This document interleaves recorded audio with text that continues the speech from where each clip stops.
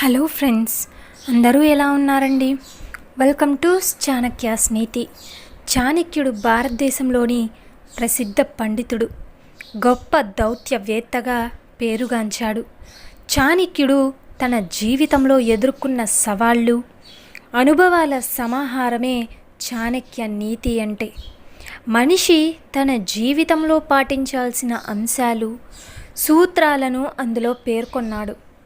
చాణక్య నీతిలో మీరు సంతోషకరమైన విజయవంతమైన జీవితాన్ని గడపడం గురించి ముఖ్యమైన సమాచారాన్ని చూడవచ్చు.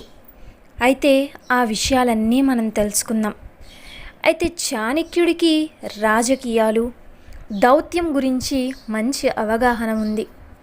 అలాగే ఇది కాకుండా అనేక ఇతర రంగాలలో ఆయనకు లోతైన జ్ఞానం ఉంది. చాణక్యుడు ఆర్థిక శాస్త్రంలో నిపుణుడు. అందుకే అతడిని కౌటిల్య అని కూడా అంటారు. ఎవరైనా తన జీవితంలో చాణక్యుడి సలహాలను పాటిస్తే సంతోషంగా విజయవంతమైన జీవితాన్ని గడపవచ్చు. అయితే మనిషి కలిగి ఉండవలసిన కొన్ని లక్షణాల గురించి చాణక్యుడు చెప్పాడు. ఈ లక్షణాలతో ఉన్న వ్యక్తిని ఎప్పుడూ కూడా మేధావి అని పిలుస్తారు. తెలివైన వ్యక్తి ప్రతి చోట గౌరవించబడతాడు. అలాగే సమాజం వారి మాటలు వింటుంది, అనుసరిస్తుంది కూడా. చాణక్య నీతి ప్రకారం ఒక వ్యక్తిని మేధావిగా మార్చే లక్షణాలు చాణక్యులు గారు మనకు ఏం చెప్పారు అన్నది మనం తెలుసుకుందాం. మొదటిది, భావోద్వేగాలను అదుపులో ఉంచుకోవాలి.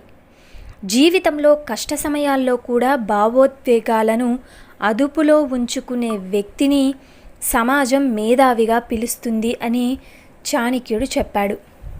ఎందుకు అంటే తొందరపాటు నిర్ణయాలు మిమ్మల్ని క్లిష్టమైన సమయాల్లో ఇబ్బందుల్లోకి నెట్టేస్తాయి. సంక్షోభం తలెత్తినప్పుడు మీ అధికారులను దుర్వినియోగం చెయ్యవద్దు. కాబట్టి అర్థమైంది కదండి. ఇక రెండవది, మిమ్మల్ని మీరు ప్రశాంతంగా ఉంచుకోవడానికి, ఇబ్బందులు నివారించడానికి ప్రయత్నించండి. సంక్షోభాలు వచ్చినప్పుడు సంకోచించొద్దు. మీ స్వంత బలాలు, బలహీనతలను అన్వేషించండి.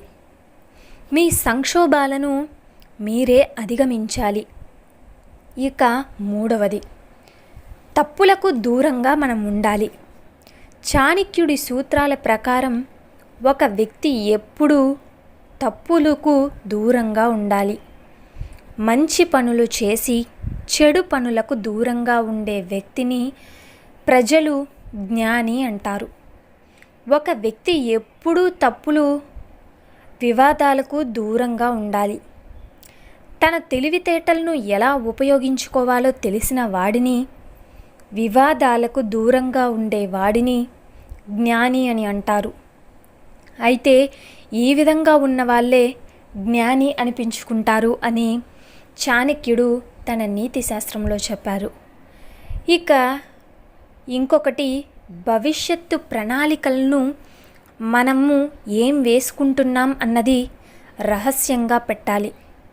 తన భవిష్యత్తు ప్రణాళికలను రహస్యంగా ఉంచేవాడు ఉత్తమ జ్ఞాని అని చాణక్యుడు చెప్పాడు.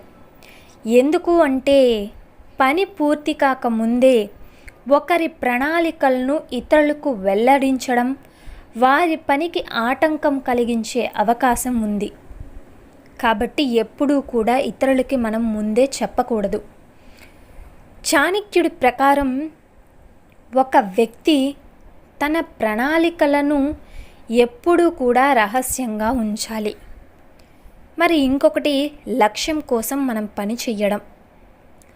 ఎల్లప్పుడూ కూడా తన లక్ష్యం కోసం పనిచేసేవాడే తెలివైన వాడు అని, ఎలాంటి అడ్డంకులు వచ్చినా నిర్భయంగా అధిగమించగల సామర్థ్యం కలిగి ఉంటాడని చాణక్య నీతి వివరిస్తుంది.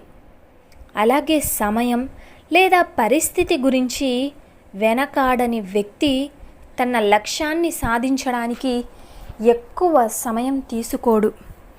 అర్థమైంది కదండి. ఇక ఇంకొకటి, అడ్డంకులను మనం ఎలా అధిగమించాలి? అన్ని అడ్డంకులను అధిగమించగల సామర్థ్యం ఒక వ్యక్తిని జ్ఞానవంతుణ్ణి చేస్తుంది. చాణక్యుడు ప్రకారం ఒక వ్యక్తి తన పనిని పూర్తి చేయడంలో ఎటువంటి అడ్డంకులకు భయపడకుండా నిరంతరం తన లక్ష్యం వైపు పని చేస్తే అతన్ని మేధావి అంటారు. అలాగే అలాంటి వారికి లక్ష్మీదేవి అనుగ్రహం కూడా ఉంటుంది. అయితే ఇప్పుడు చెప్పిన లక్షణాలు ఉన్నవారు జీవితంలో ఖచ్చితంగా విజయం సాధిస్తారు, తెలివిగా ముందుకు వెళతారు అని తన చాణక్య నీతిలో అయితే చాణక్యులు గారు ఈ విధంగా అయితే మనకి చెప్పడం జరిగింది. చూశారు కదండి ఇవాల్టి వీడియో. ఈ వీడియో మీకు నచ్చిందని అనుకుంటున్నాను. నచ్చితే చిన్న లైక్ చేయండి. అలాగే మన ఛానల్ ఎవరైనా స్టార్టింగ్ చూస్తుంటే సబ్స్క్రైబ్ చేసుకోండి. ఇలాంటి చాణక్య నీతి మరిన్ని మోటివేషనల్ వీడియోస్ మీకు నోటిఫికేషన్ రూపంలో రావాలంటే పక్కనున్న బెల్ సింబల్ని క్లిక్ చేయండి. Thank you for watching friends. రేపటి వీడియోలో అయితే మళ్ళీ మనం కలుసుకుందాం.